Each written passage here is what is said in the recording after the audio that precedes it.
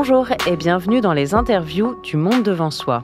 Aujourd'hui, j'accueille deux journalistes qu'on connaît bien à Slate, Léa Polverini et Robin Tutange, qui ont signé chez nous une série d'articles, Les nouvelles routes du silence. Bonjour à tous les deux. Bonjour. Bonjour Hélène. En janvier 2025, vous êtes partis au Kyrgyzstan et au Kazakhstan, deux pays d'Asie centrale, pour enquêter sur la répression dont font l'objet plusieurs minorités ethniques et religieuses, principalement les Ouïghours, mais aussi les ethnies kazakhs, kirghizes, mongols, tatars et j'en passe. Une répression orchestrée par la Chine qui a mis en place un réseau de surveillance et de répression transnationale extrêmement bien huilé. Alors, cette série de 3 reportages qui ont été publiés sur Slate et qui a été réalisée avec le soutien du Centre Pulitzer, elle fait suite à une première enquête que vous aviez déjà publiée chez nous en 2023, qui s'appelait Kazakhstan-Xinjiang, la frontière des larmes. Pourquoi est-ce que vous avez choisi de retourner au Kazakhstan ? Qu'est-ce que vous avez voulu approfondir après ce premier travail ? Alors c'est vrai que notre premier reportage au Kazakhstan en 2023, c'était une façon d'aborder les persécutions des minorités ethniques et musulmanes de ce qu'on appelle le Xinjiang, mais qui est plus connu par les populations locales sous le nom de Turkestan oriental. C'était une façon d'aborder cette persécution par les marges, puisque la Chine était un terrain d'enquête interdit, où on ne pouvait pas aller. Et donc l'idée, c'était de passer à la première frontière, qui est aussi le premier point de chute en fait, de tous les rescapés des camps qui essayent de fuir cette région et qui se réfugient au Kazakhstan. Et la deuxième tangente en fait qu'on avait prise, c'était de s'intéresser à vraiment les autres oubliés de cette répression, qui ne sont pas les Ouïghours dont on a beaucoup entendu parler, mais qui sont les Chinois d'ethnie kazakh. Et c'était ce parti qu'on avait pris à ce moment-là. Notre retour dans la région d'Asie centrale en 2025, on a commencé cette fois-ci par le Kyrgyzstan, et cette fois-ci, on s'est vraiment ancré dans la communauté ouïghour du Kyrgyzstan, qui est la deuxième plus grande en fait diaspora ouïghour au monde, et qui a aussi une très grosse communauté commerçante. Donc c'était aussi une façon de montrer, voilà, est-ce qu'il y a toujours des échanges qui se poursuivent entre ces deux pays, le commerce, comment ça fonctionne, et qu'est-ce que ça peut dire aussi à un niveau plus géopolitique des nouvelles routes de la soie dont on parlera sans doute plus tard. On a voulu prendre en quelque sorte du recul. C'est vrai que la première série qu'on avait faite sur Slate, on s'était vraiment concentré sur la frontière et tout ce que cela impliquait des deux côtés de la frontière. Là, on a vraiment pris du recul, on est allé dans 2 pays différents, donc le Kyrgyzstan et le Kazakhstan. Et aussi, ça s'inscrit dans cette dimension de la nouvelle route de la soie, qui elle-même s'inscrit aussi dans la guerre commerciale entre la Chine et les États-Unis. Et en fait, c'est une route qui rassemble plein de problématiques différentes, dont celle des Ouïghours. Et donc, on avait trouvé ça pertinent de justement suivre cette nouvelle route de la soie presque comme une chronologie de voyage pour raconter un petit peu les coulisses de cette nouvelle route de la soie qui, en fait, sont au cœur de beaucoup de préoccupations aujourd'hui, tant pour la Chine que même pour les États-Unis et pour les pays, différents pays d'Asie centrale.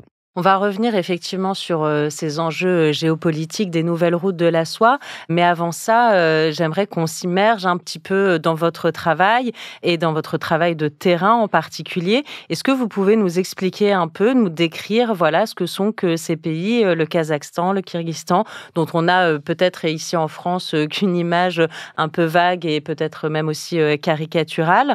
Vous débarquez au mois de janvier en plus là-bas. Comment ça se passe ? À quoi ça ressemble ? Alors déjà, il faisait très froid, mais en plein mois de janvier, les températures étaient assez extrêmes. On a passé plus de temps au Kyrgyzstan globalement. C'est un paysage très montagneux, très enclavé aussi, avec un peu d'espèces de passages où on peut imaginer les anciennes routes de la soie aussi qui sont assez présentes. Pas mal de vestiges aussi sur la route de cette route de la soie qui au final maintenant prend une nouvelle direction, de nouvelles routes, etc. Kazakhstan et Kyrgyzstan, c'est aussi 2 pays qui ont pris un virage autoritaire récemment assez marqué, notamment au Kyrgyzstan où on a passé plus de temps donc, qui avec le nouveau président qui est au pouvoir depuis 2021 si je ne me trompe pas. Et cette pression-là aussi, cette mise en place d'une dictature en quelque sorte, elle est très présente et très visible je trouve dans le pays, où globalement on sent en parlant avec les gens qu'il y a eu un vrai retour en arrière, notamment au Kyrgyzstan, qui avant était un peu considéré comme un îlot de démocratie dans ces territoires-là, qui ont longtemps été aussi sous influence russe, maintenant qui sont davantage sous emprise chinoise, je dirais.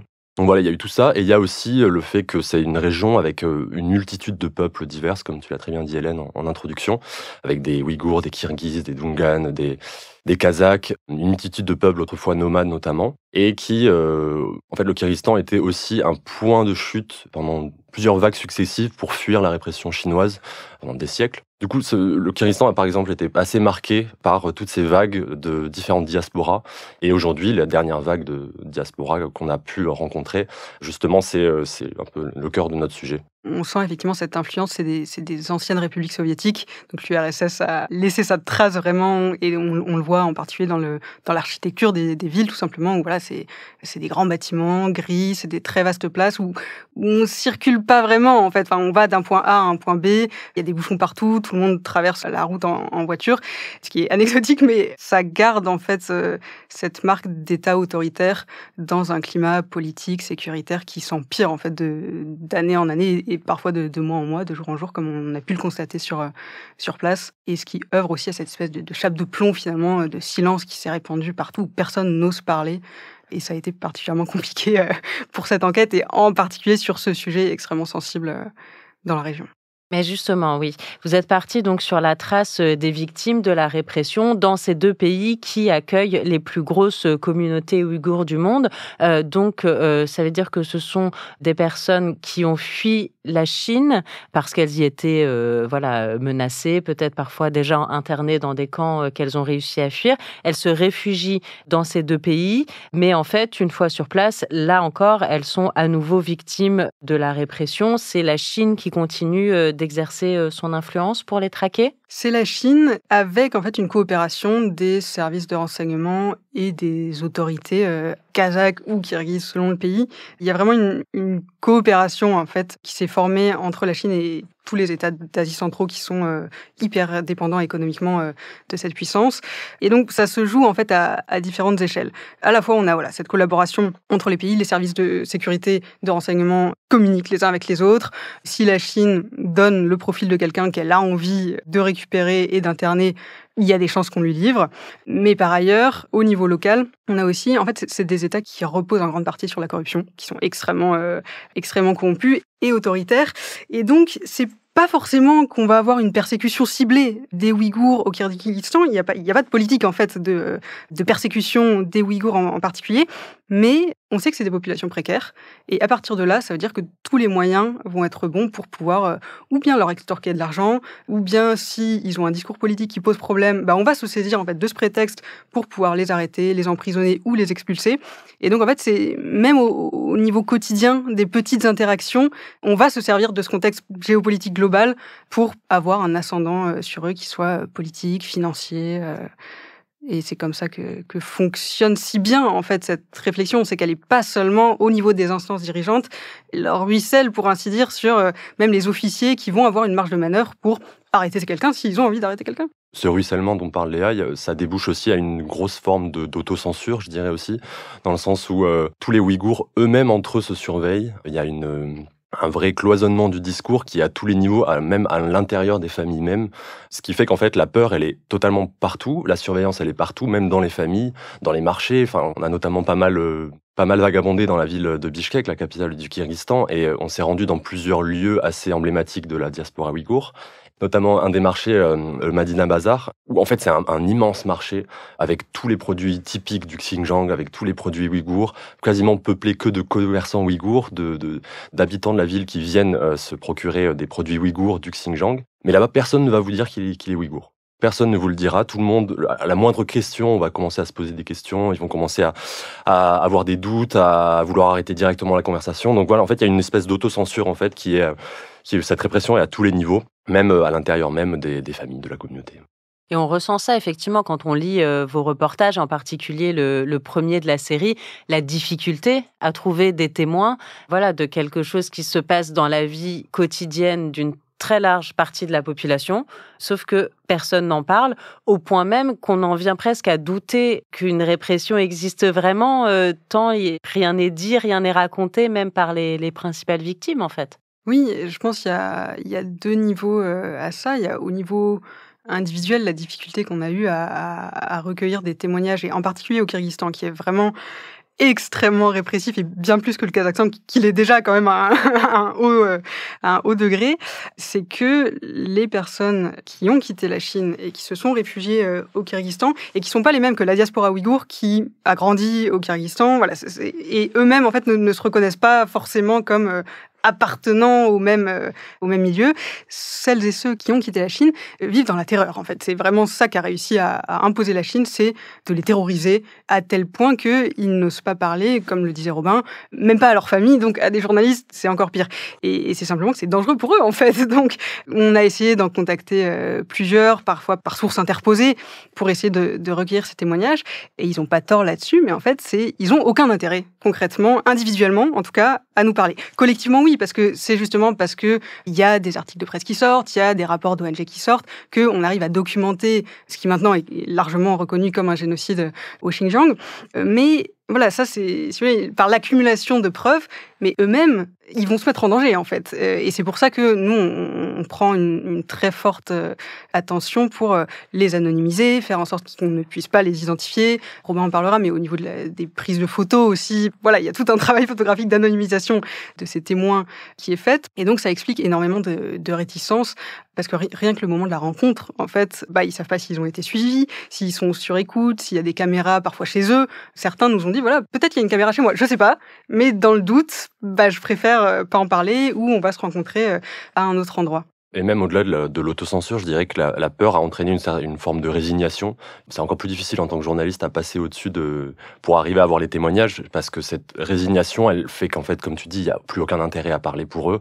Et on s'est retrouvé dans des situations presque cocasses, quoi. Tellement c'était lisible que tout était bloqué, bâillonné. On s'est retrouvé des fois avec des interviews, des rendez-vous qu'on avait annulés vraiment à la dernière minute parce que quelqu'un venait de passer un coup de fil. Et on les sent, ce genre de choses. On a travaillé sur d'autres terrains aussi. Et on sent ce genre de choses quand vraiment il y a quelque chose derrière qui va empêcher tout ça, comme une main une main invisible qui vient mettre des bâtons dans les roues à chaque instant. On s'est retrouvé par exemple des moments où on avait rendez-vous dans une ville pas très loin de Bichkek, on sort de la voiture et là on sort à peine, on voit quelqu'un qui nous filme avec son portable, avec un portable à 1 centimètre de notre visage pour filmer, qui nous suivait partout, qui nous filmait au moindre instant, on savait même pas pourquoi. Et toutes les questions qu'on a posées pour avoir des réponses, nous envoyait bouler. Il y a eu tout un tas d'enchaînements, d'événements qui a fait que ça a été un reportage assez intense et compliqué, notamment en termes de photos. Je sais pas si tu... Oui, parce que donc Robin Tudange, tu es aussi photojournaliste et j'imagine que là, ça devait pas être ton meilleur terrain d'observation. Non, c'est le moins qu'on puisse dire. Ça a été, je pense, un des plus difficiles que j'ai pu faire en termes d'images. C'est-à-dire qu'on t'interdisait de prendre des photos ? Il y a une double censure. Il y a aussi ma censure à moi en tant que photographe, dans le sens où, par exemple, en début de reportage, j'ai pas tendance à sortir ma caméra même dans la rue parce que on sait jamais, faut mieux pas essayer d'attirer les soupçons. Et dans la rue, je me suis fait déjà arrêter par des policiers qui me demandaient pourquoi je prenais des photos, etc. Notamment au Madina Bazar où j'étais allé une fois sans toi aussi, Léa, juste me balader, faire quelques photos. Et j'ai eu, un marché qui est aussi contrôlé par l'armée. Et il y a plusieurs militaires qui sont venus me voir pour m'arrêter, me demander de voir les photos, d'en supprimer quelques-unes. Donc il y a ma propre autocensure pour pas éveiller les soupçons. Et puis, ce qui était le plus difficile, c'était les rendez-vous, parce qu'il y a beaucoup de rendez-vous où je pouvais même pas sortir la caméra, parce que il y a aussi ce fait que, par exemple, les personnes qui sont passées par les camps ont une grosse peur, j'ai l'impression, des caméras. Et cette idée d'être à nouveau photographié, d'être à nouveau sous surveillance, entre guillemets, d'un appareil photo, ça les terrifie. Donc voilà, beaucoup de portraits anonymes, ce qui est pas toujours évident en termes de photographie. Et puis aussi, je pense qu'on a eu un moment où on a eu un peu un moment de doute avec Léa sur qu'est-ce qu'on allait pouvoir raconter, en fait, parce que c'était ça notre sujet. Qu'est-ce qu'on allait pouvoir dire de ce qu'on voit avec du peu d'interviews, on n'arrivait pas à avoir un moment. Et puis je pense qu'à un moment, on s'est dit, en fait, c'est peut-être ça le sujet, c'est de raconter ce silence, toutes les rencontres qu'on n'a pas eues, en fait. C'était presque ça. Et en termes d'image, c'est un peu dans l'état d'esprit dans lequel je me suis mis au bout d'un moment, où je me suis dit, bon, dans tous les cas, je n'aurai pas visuellement ce dont on va parler, entre guillemets, parce que c'est tout simplement pas possible. Donc je vais raconter ce silence-là. Et donc ça passe par des scènes de silence dans le marché, des scènes un peu avec une certaine tension, une certaine nostalgie, je dirais aussi peut-être d'un passé ouïghour, notamment au Kyrgyzstan, qui était autrefois un vrai refuge pour eux. Donc voilà, c'était un vrai challenge en termes de photos. Et je pense que ça caractérise bien les difficultés qu'on a eues dans ce reportage et en même temps ce qui en fait quelque chose d'un reportage assez nouveau, avec un angle d'approche différent. Il y a les rencontres qui n'ont pas eu lieu, il y en a quand même quelques-unes qui ont eu lieu et ça a pu charpenter votre travail. Vous racontez par exemple ce premier jeune homme ouïghour qui vous a parlé, qui vous a accordé un entretien. Vous lui avez donné donc le faux nom de Ednan dans les articles. Cet homme-là est arrivé au Kyrgyzstan dans le secret en 2021 et il avait failli se faire interner dans un camp. Oui. Ednan, on l'a rencontré justement vraiment quasiment sur la fin de notre reportage au Kyrgyzstan, à un moment où on était vraiment désespérés parce que effectivement chaque porte qu'on croyait s'ouvrir se refermait aussitôt. On avait des murs qui se fermaient à chaque tentative. Et Ednan, on le rencontre. Alors d'abord, j'obtiens son contact par téléphone et il nous dit on peut pas se rencontrer chez moi, tout simplement parce que donc il est arrivé au Kyrgyzstan il y a quelques années et il a découvert que à l'étage de son immeuble il y a une famille ouïghour qui habite là.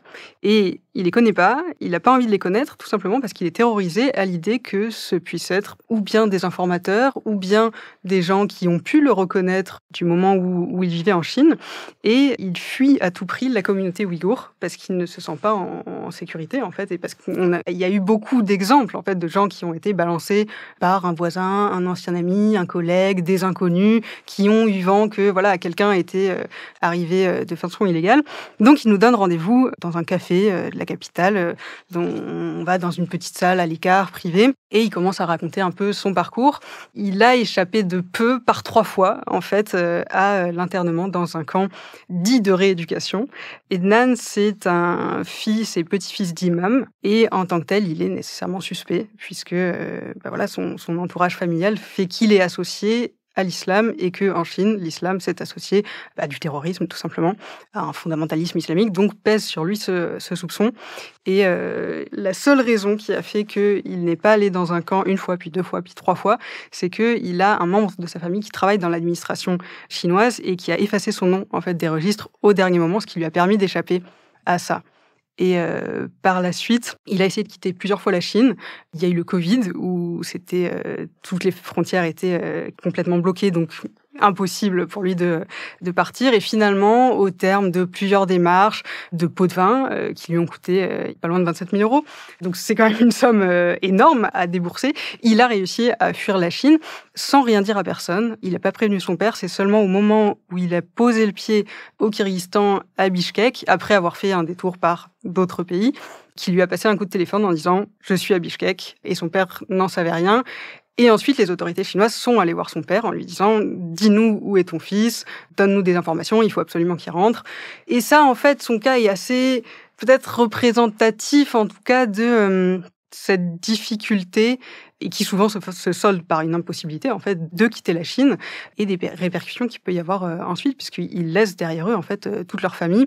Et c'est sur cette famille qu'ensuite les autorités chinoises font pression, peuvent les interner dans des camps, peuvent menacer de les envoyer en travail forcé, toute une série de mesures. Et donc, lui, vivant au Kyrgyzstan, il fuit la communauté ouïghour, il nous a parlé sous couvert d'anonymat, pas de photos évidemment, et il fait profil bas en fait. Il est en exil, mais il est toujours pas serein. Non. Il mène pas non. Une vie À un moment sereine. donné, il avait pensé même à s'exiler aux États-Unis, voire au Canada. Il y avait eu un moment où le gouvernement de Trudeau avait fait cette promesse d'accueillir des réfugiés ouïghours.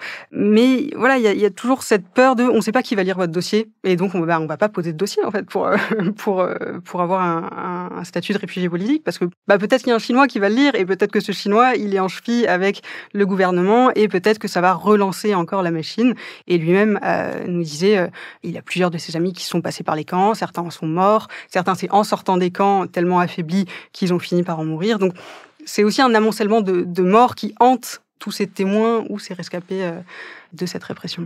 Par exemple aussi, il allait au marché de Madina, mais juste pour manger, et il nous avait notamment sorti une phrase, il disait que s'il y avait plus de 3 Ouïghours à un événement, il y allait tout simplement pas, juste par peur de devoir se présenter aussi en tant qu'Ouïghour, d'être repéré en tant qu'Ouïghour, de parler à d'autres Ouïghours, potentiellement infiltrés, enfin en tout cas, ça pouvait être dangereux pour sa sécurité. Et comme tu disais aussi Léa, en termes de photos, avec cet entretien-là, tout simplement impossible. On était dans un café, je lui ai proposé un portrait anonyme qu'il a refusé, c'est 100% son droit. Je lui ai aussi proposé un portrait un peu plus dans la rue, un peu anonyme dans une foule. Mais en fait, pour lui, c'était juste inconcevable de potentiellement être repéré. Et donc, dans ces cas-là, la photo est totalement accessoire, ça n'a pas d'importance. Ce qui est toujours important dans le reportage, c'est vraiment 100% la sécurité des personnes qui témoignent. Donc, on n'a pas son portrait anonyme, mais on a son témoignage, et je pense que c'est ce qui est le plus important.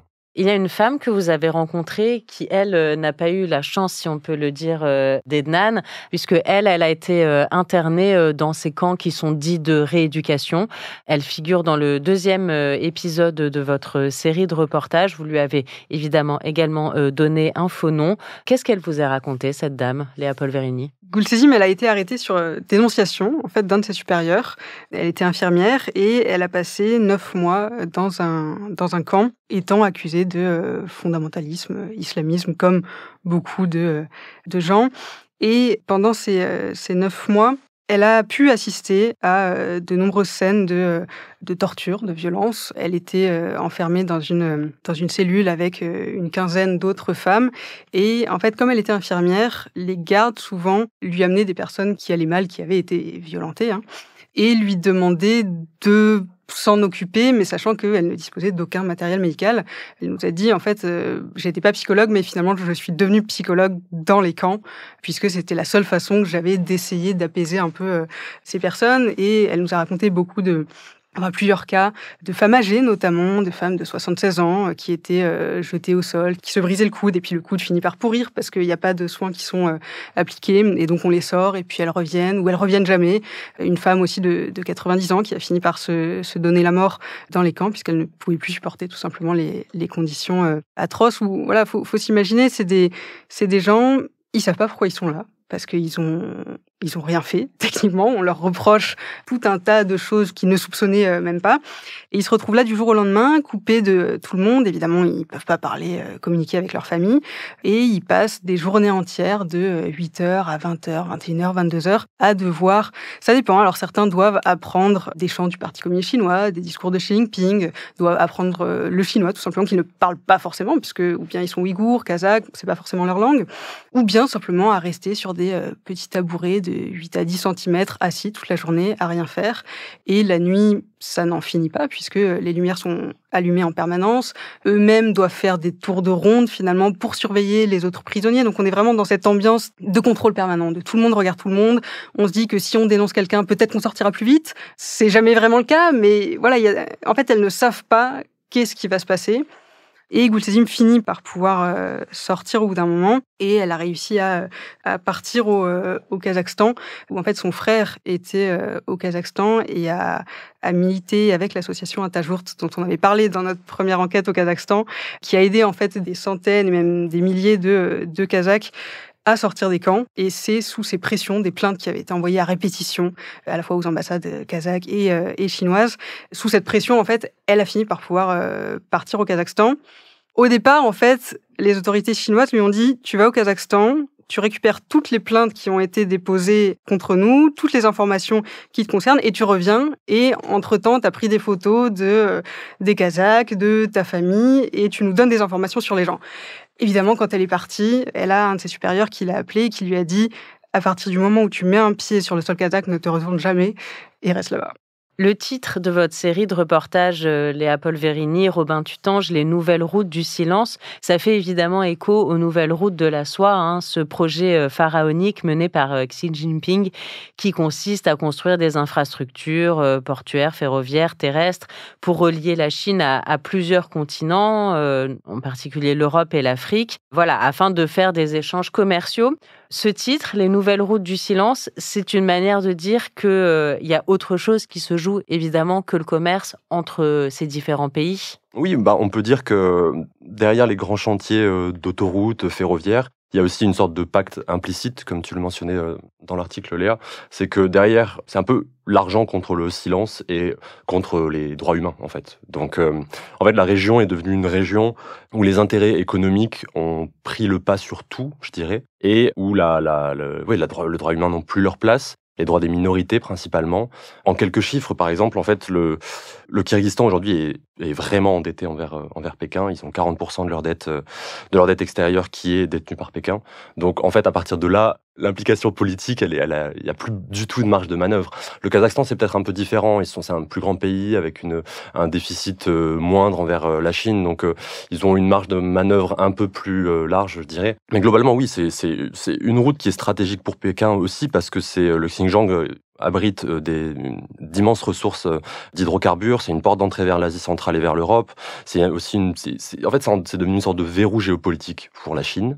Et tous les pays limitrophes à la Chine font partie d'une stratégie plus globale, à la fois de contrôle des droits humains et juste de passage commercial stratégique. Donc une dépendance économique totale, on le comprend bien. Il y a aussi une autre facette de l'alliance entre la Chine et ces pays d'Asie centrale, c'est la guerre contre le terrorisme. Léa Polverini, tu l'as mentionné à plusieurs reprises, évidemment, le fait que les Ouïghours soient de confession musulmane est un énorme point problématique pour Pékin qui les persécute notamment à cause de cette dimension religieuse, mais pas que. Oui, c'est vraiment, en fait, ça s'inscrit tout ça dans une répression au long cours qui a commencé à peu près dans les années 90, où autant les années 80, c'était presque une espèce d'âge d'or où les Ouïghours avaient pu s'exprimer culturellement, il y avait une plus grande liberté, en tout cas dans cette région du Turkestan oriental. À partir des années 90, on a évidemment l'effondrement de l'URSS qui vient déstabiliser la région. Et là, la Chine panique, en fait, se dit, est-ce qu'on est le prochain empire communiste à s'effondrer ?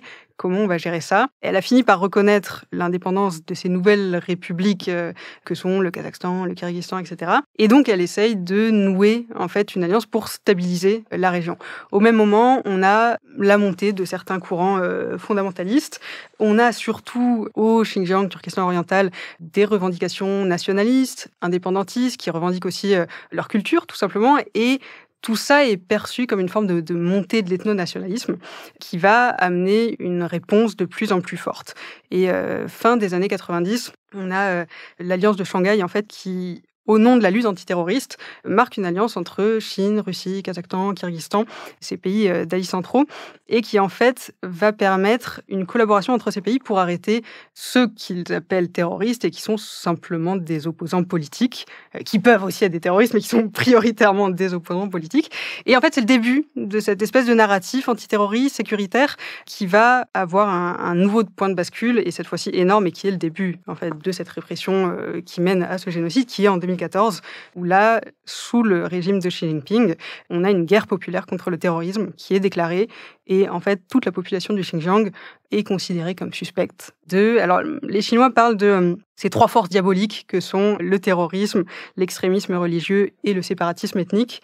Et en fait, voilà, tout individu du Xinjiang qui appartient en fait à une minorité ethnique ou religieuse va être suspect de séparatisme. Et c'est comme ça que va se mettre en place en fait cette politique répressive. D'abord, on commence par enfermer les imams, les militants politiques, les intellectuels aussi, qui font évidemment toujours partie des premiers à être emprisonnés. Et puis, 2017-2018, on a un autre point de bascule où là, c'est vraiment n'importe qui. On va emprisonner en masse. Ça va être des rafles dans les villages. Parfois, il faut obtenir un objectif de 20% de la population qui est mise dans un camp pour être rééduquée. Et ça, c'est le discours, en fait. Il faut purger ces éléments, d'abord contre-révolutionnaires et puis, potentiellement séparatistes. Il faut les purger de ces mauvaises pensées qui ne s'intègrent pas à ce récit de la pureté ethnique, de la grande nation chinoise, une et indivisible. Et donc, c'est cette espèce de plan on va réformer les esprits, en fait, en leur faisant subir, des tortures. C'est pour ça que, dans les camps, on leur fait lire les discours du Parti communiste chinois, on leur fait apprendre l'histoire des grands-pères de Chine, et c'est comme ça que tout ça s'organise. Et c'est aussi la raison pour laquelle, après avoir passé plusieurs mois, voire plusieurs années dans les camps, on relâche, en fait, les gens parce qu'on estime que c'est bon, ils ont été rééduqués et maintenant, ils vont pouvoir se réintégrer à cette nation chinoise. Et si, en fait, on se rend compte qu'après les avoir libérés, ça marche pas, ou bien ils ont parlé de ce qu'ils ont subi, ou bien, peut-être qu'ils ont ressorti quelque chose qui est considéré comme séparatiste, et c'est pas grave, on les réenferme dans un nouveau camp, ou bien cette fois-ci on les condamne à de la prison, et là, c'est sûr qu'ils ne sortiront plus. La Chine a un taux de condamnation dans les affaires criminelles de 99,99%, parfois un peu plus.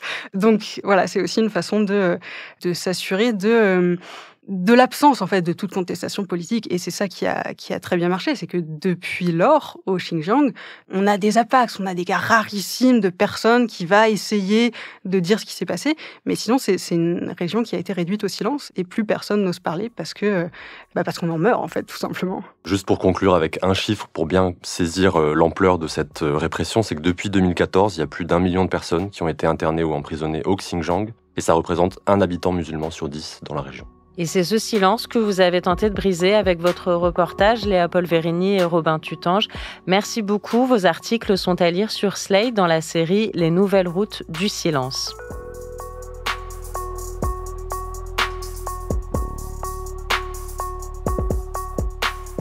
L'interview du Monde devant soi est un podcast de Slate.fr. Production éditoriale, Hélène Decomer et Marie Agassan. Présentation, Hélène Decomer. Prise de son, montage et réalisation, Aurélie Rodriguez.